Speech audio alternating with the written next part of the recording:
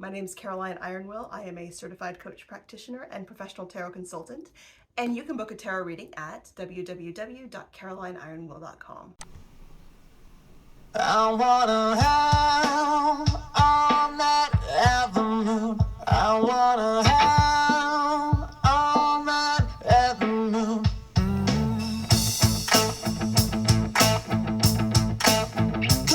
So, voodoo dolls and Charlotte on the web. I want to be very clear, first of all, I'm not dunking on Charlotte. I am remaining blissfully unaware of the drama going on. I know that she is under attack, and I'm not sure who the drama is with or what it's about. I don't care. Charlotte has always been kind to me. I have nothing against Charlotte. This is more about the misconceptions of voodoo dolls than it is about the drama. I have no desire to insert myself in any ongoing drama. Look at me staying in my lane. And of course, anytime I talk about anything to do with any sort of spirituality, I need to give a disclaimer that I am not dunking on Christians. You are allowed to be Christian, you're just not allowed to be a dick about it. And this video will discuss some of the not so positive parts of the Bible. For instance, the Bible's endorsement of slavery.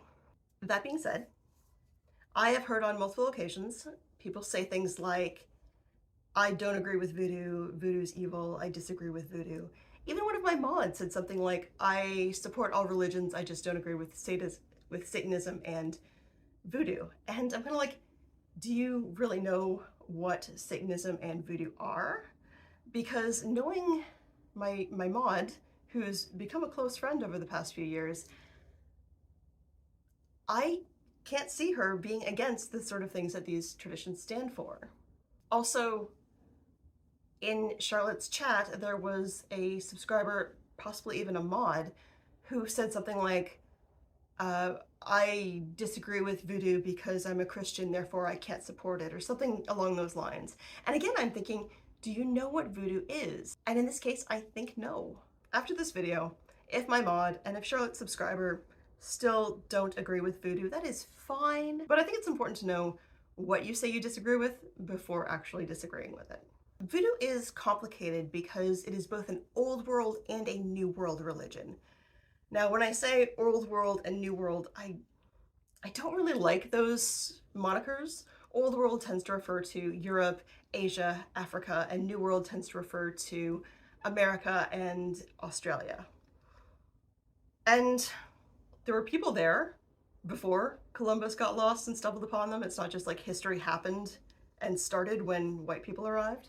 So I think that calling it old world and new world is a bit disrespectful to the indigenous populations there. However, voodoo is derived from the practice of African people who were brought over to North America during the slave trade, specifically the Yoruba people. Because practicing the traditional religion of the Yoruba people would have put them in harm's way and would have been quite dangerous, they had to give this veneer of Catholicism. So some of the voodoo gods became saints, some of the festivals became Catholic festivals, and even though they were still openly practicing, it looked like Catholicism because they had to pretend to be good Christians, good Catholics, for fear for their safety and for their family's safety.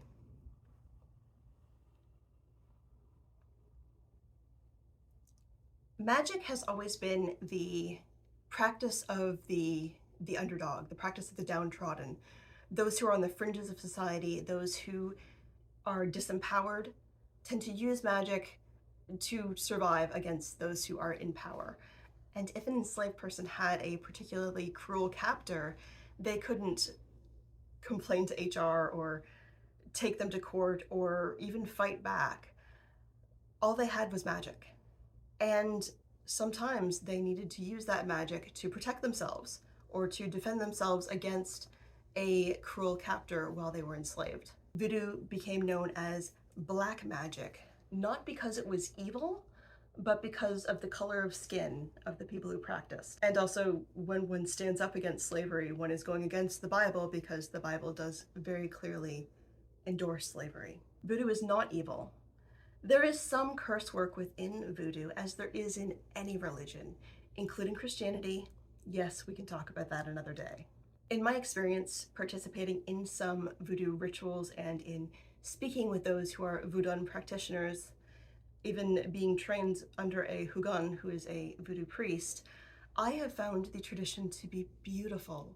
There is lots of dancing, there's drums, there's celebrating. People often are dressed completely in white. There's big smiles, there's food and music and family. These are really, really lovely celebrations that have nothing to do with evil, and certainly have nothing to do with voodoo dolls. There are two main practices of voodoo. One is Haitian voodoo, from the people of Haiti, and New Orleans voodoo. In my opinion, there's also a New York style and flavor of voodoo developing, but that's my opinion. I watched a documentary recently called The United States of Voodoo on Tubi, Tubi. It's a free documentary channel, not sponsored, but it was really wonderful. It was with this man who'd recently lost his father, and he wanted to learn more about his dad through the religion that he practiced.